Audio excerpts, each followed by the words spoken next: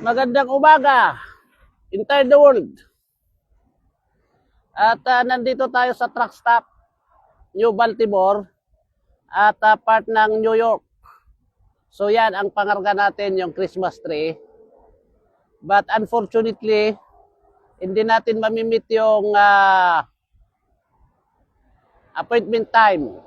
Kasi from Bangor at saka boundary ng Massachusetts, hanggang pagpasok ko ng I-90 ay sobra ng ulan, guys.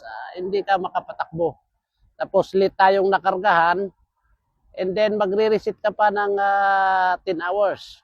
So yung 9 hours at saka 8 hours na umaga na appointment ko, hindi ko na kaya. So yan, guys, yung customer nagtitext na kung nasaan na daw ako. But anyways, nandito tayo sa New Baltimore truck stop ng New York. At hopefully, maihahabol pa natin yung isang drop. At kung suswertihin tayo, makukuha natin yung dalawa kasi magkatabi lang. Kaya lang, sa loob ng New York kasi ay traffic. Dito, ito yung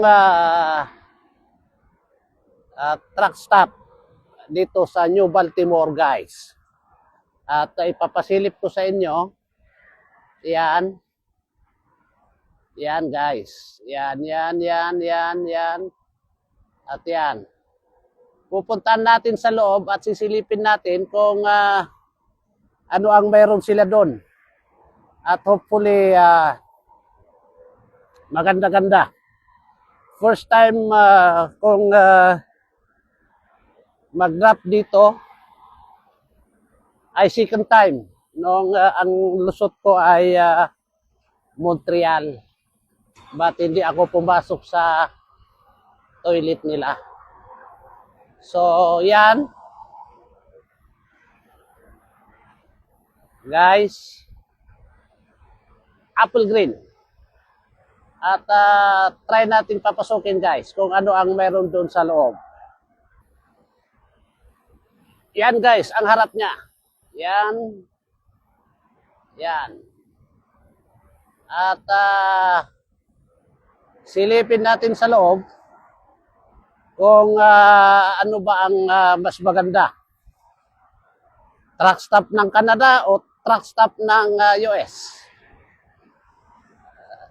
Dito sa US kasi, medyo high-tech naman sila sa truck stop, guys.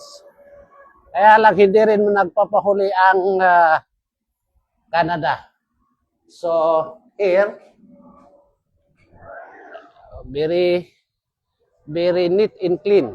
So, there are so many outlets here. Yeah. See? Very clean. The restroom is very wide. See? You can see the restroom there. And very promptly organized. At mayroon tayong lunch. So,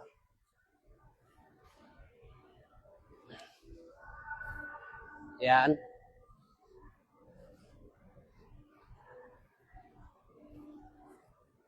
See? Yan, kalinis, guys. So, yan. We have a race area for coffee. See? This is not only a truck stop, also a traveler stop. So if you consider the comparison between Canada and US, there is a slight differences. But when it comes to services, guys, of course, US has a little bit improvement when it comes to facilities inside the truck stop, guys. But hindi rin nagpapahuli ang Canada. So yan ang loob ng race area dito sa US, guys. At wala tayong masyadong makitang tao ngayon. So busy siguro. At yan ang update natin, guys. Magandang gabi, magandang hapon, buk tarat-tarat.